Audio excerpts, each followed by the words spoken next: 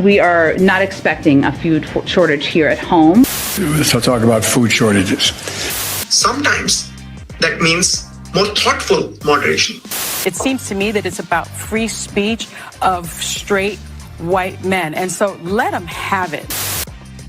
The Biden administration now talking about food shortages and talking about it seriously. Jen Psaki in the White House press briefing room says, hey, we're not going to have any here, but the rest of the world, new updates from Twitter. James O'Keefe from Veritas leaked a big, long clip of the Twitter all-hands meeting the other day. Holy cow, bunch to get to. All that and more coming up on this episode of Daily Caller Live. My name is Jobob. Daily Caller Live starts right now. 2, 1. Here we go.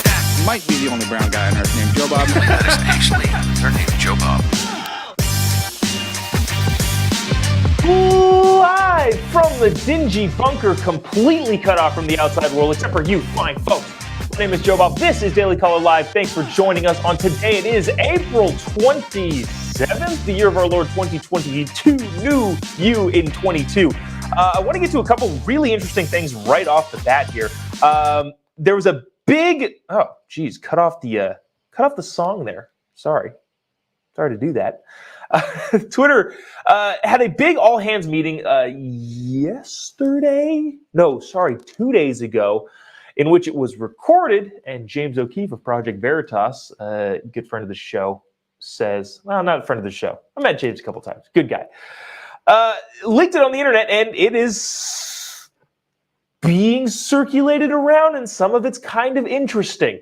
I really, want to get this to you so you can listen to it for yourself, because it's kind of fascinating, the things that are going on internally in Twitter, and also that they're aware of that is coming out. Anybody with half a brain cell could have told you that this was going to leak eventually. So it's interesting the way it's set up. So just so you know, and when we're listening to this and watching this, the CMO, the Chief Marketing Officer of Twitter, is asking questions of the Twitter board and a bunch of the C-suite execs. You're going to hear from, I think, the independent board chairperson, and as well as Twitter's CEO. So listen to this, check this out. This is actually fascinating, coming out of Project Veritas. If you haven't already, click the little like button, click the little share button, whatever the buttons whatever emotion that you're feeling, click the little like button, share button. It really helps us out, gets to more people. Check this out, leaked audio from Twitter, courtesy of Project Veritas. How does the board and Mr. Musk plan on dealing with a mass exodus, considering the acquisition is by a person with questionable ethics? The question of attrition, as Parag stated, one of the themes of today is continuity, and ensuring that Parag and this leadership team continues to operate the business successfully on behalf of our users, on behalf of our customers. And that has obviously been a big topic of discussion at the board. And as I mentioned, an area that is important to Elon Musk as well, because of the importance of Twitter as a service. With no board in place, who will keep Elon accountable and how? Elon made it clear in public that a large part of the reason he bought the platform was because of our moderation policies and disagreements in how we deal with health. This puts Twitter service and trust and safety, as well as anybody who cares about health on the platform, in a very difficult position. So again, that was the Twitter CMO asking questions of the Twitter board, and they're talking about content and moderation. Now, just a couple caveats to throw in there before we get to the Twitter CEO, Parag Agrawal. I think that's how you pronounce his last name. Couple caveats.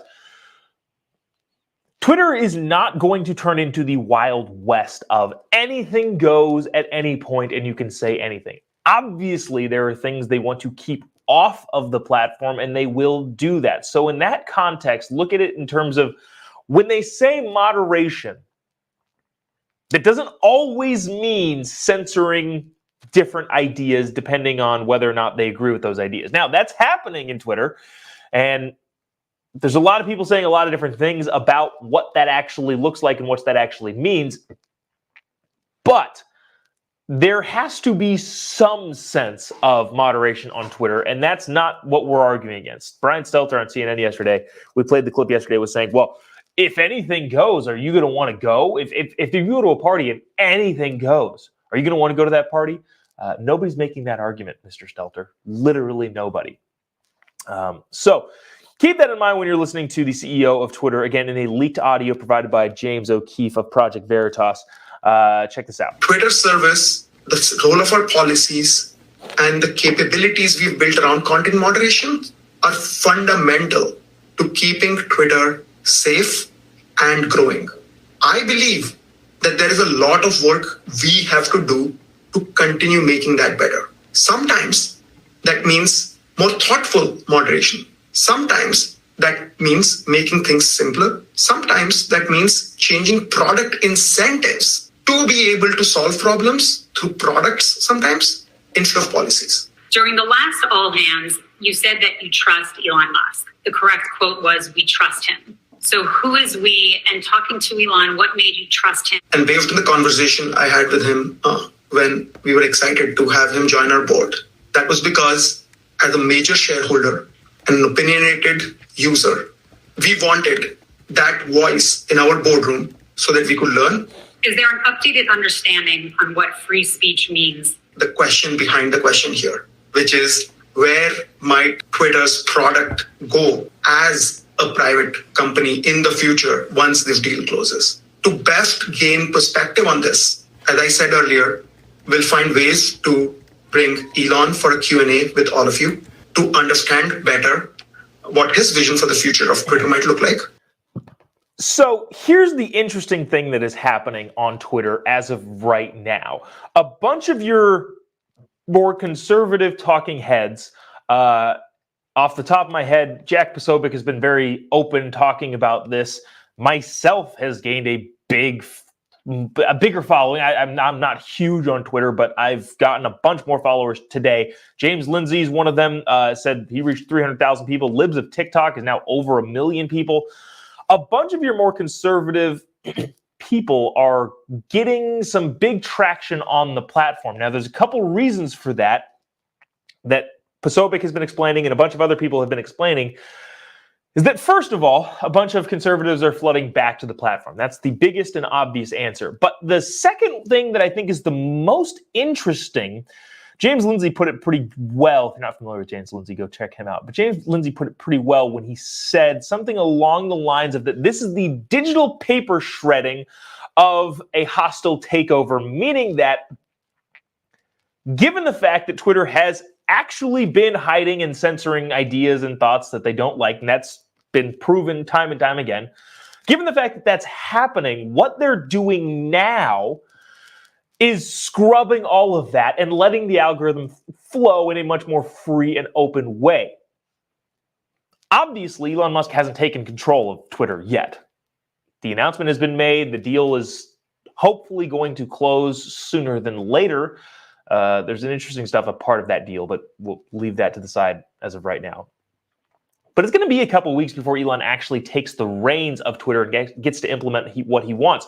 So then why then are conservative outlets, Libs of TikTok, James Lindsay, Jack Posobiec, those are the people that I know pretty well, or Post-Millennial or Breaking 911, all of these more conservative leaning, maybe even center-right leaning outlets are gaining big traction. Why is that? Because Twitter doesn't want the world to see, once Elon Musk gets access, they don't want the world to see how they were censoring conservative ideas and conservative thoughts.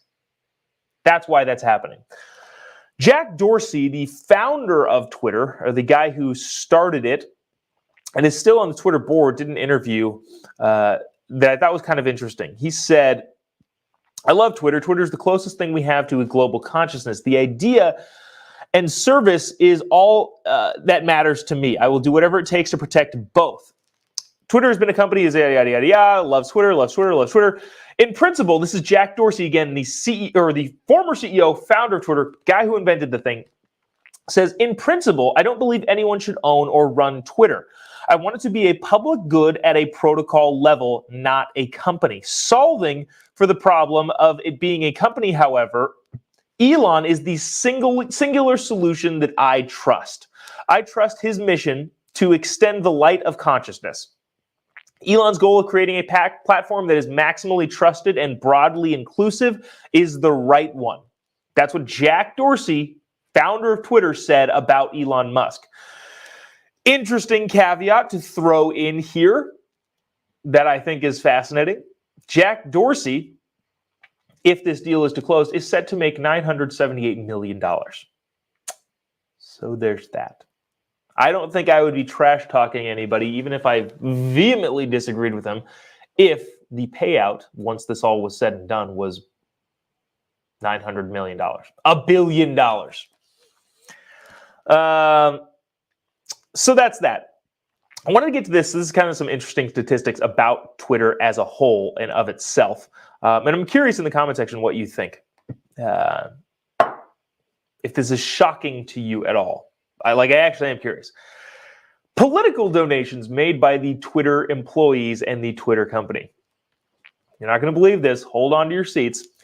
A stunning 99% of online political contributions made by Twitter employees in 2021 went to Democrats, according to the Federal Elections Commission data.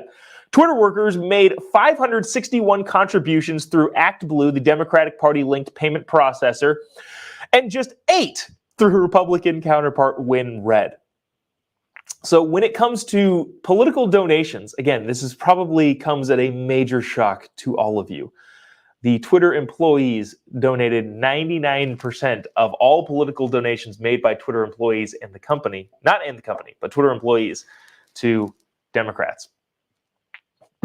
The 561 contributions made through ActBlue in 2021 totaled $14,842 or $48.98. The largest Republican donation, largest donation to a Republican, was $250. And guess who it was donated to? Adam Kinzinger, Republican from Illinois. I think he's Illinois. Shoot, I don't actually know. Adam Kinzinger, former finance VP Rich Sullivan. So, all of the political donations made to Democrats through Twitter employees. I wanted to get to this. This is mostly, sorry, this is The View being The View. It is what it is. This is The View. It's just funny to watch.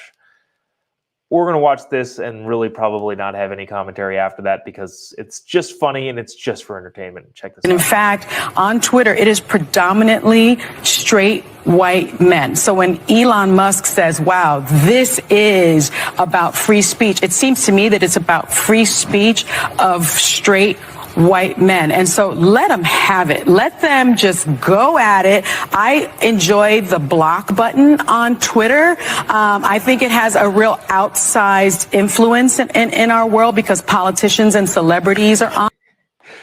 So that's The View saying that most of the people that are censored are straight white men. So that's who he's trying to go after. No. All right. I want to get to this because I feel like this is actually important. Food shortages in the United States of America. Joe Biden was talking about food shortages in Brussels when he was there a couple of months ago. We have that clip. Then Jen Psaki was asked about it yesterday in the White House press briefing room. Check these clips out really quick. Then we'll discuss what's actually happening on the other side. Nothing more to report. With regard to food shortages, yes, we did talk about food shortages. And it's going to be real. The price of these sanctions is not just imposed upon Russia. It's imposed upon an awful lot of countries as well, including European countries and our country as well. We are not expecting a food shortage here at home, but we are acting to bolster food security around the globe, both unilaterally and in conjunction with allies and partners. So Jen Psaki in the White House, not saying that, oh, hey, there's going to be a food shortage here, but there will be in other places. That's effectively what she's saying. And if we know anything about the White House, they tend to over-exaggerate to their side. That's all White Houses, by the way, not just this current White House. The White House press briefing room is generally a place where the press secretary spins to the side of the White House. This comes as a surprise to nobody, but it is kind of alarming that they're saying that, well, there's going to be food shortages pretty much everywhere. So I wanted to get to this specifically because there's a lot of, I hate to use the word conspiracy because that tends to lead people down a path of, well, then you're a conspiracy theorist. Like, no.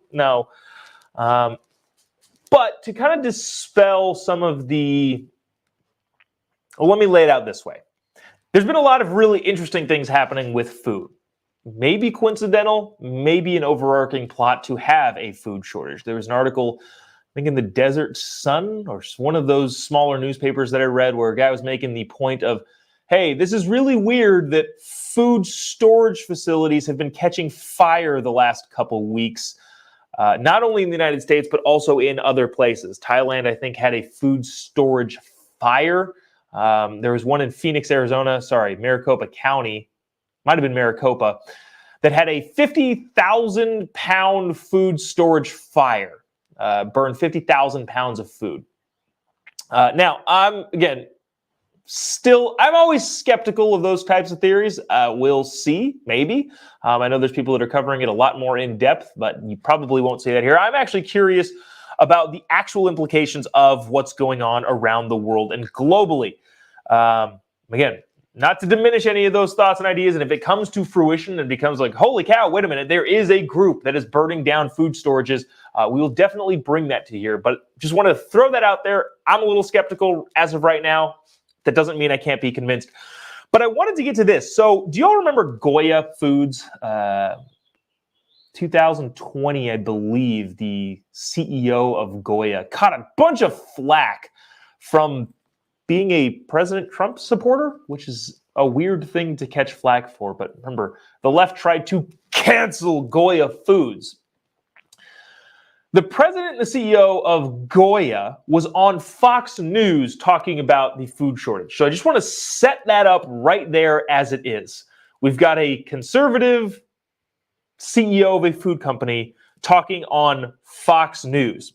This is interesting. This is what he said. Russia and Ukraine account for 29% of global wheat exports, 19% of global corn supply, and 80% of the world's sunflower oil exports. This reliance has many traders worried that any future military force would trigger a massive scramble for food importers to replace supplies normally sourced from the Black Sea region. So the CEO of a, I don't want to say conservative company, because companies are trying to make money regardless of what they believe. But the conservative CEO of a massive food company talking on Fox News was actually stating that, hey, there is some truth to this fact that Russia invading Ukraine is going to have effect on our food prices. That obviously doesn't entirely absolve the Biden administration of that. Clearly it does not, because inflation was going way high before that happened. But there is some truth to it. A New York opinion piece pointed out the rising cost of gas and food production, gas and therefore the cost of food production. If a farmer needs to run a massive tractor, and in order to do that needs gasoline power, that's going to have a big effect on the price of food production. This New York Times writer said, the energy crunch may be a little bit less severe over time, but imagine a huge food crisis around the globe. Over the past year, a surge in wheat prices has been much bigger than a surge in oil prices. So there's that. Again, just want to make sure we're being fair about things and talking about things in an adult manner.